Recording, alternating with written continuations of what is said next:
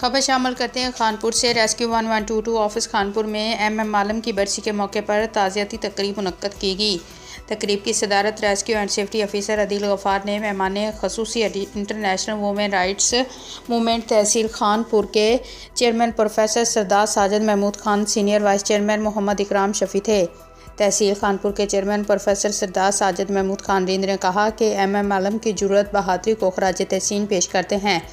पाक फ़िज़ाइया का बहुत बड़ा नाम एम आलम, जिसने दुश्मनों के हथियारों को चंद सेकंड में मार गिराया था, आज 18 मार्च उनकी बरसी पर हम उनको सलाम पेश करते हैं और इनकी मुल्क के लिए कुर्बानियों को फरामोश नहीं किया जा सकता। तारीख़ में उनका नाम हमेशा सुनहरी हरूफ से लिखा जाएगा।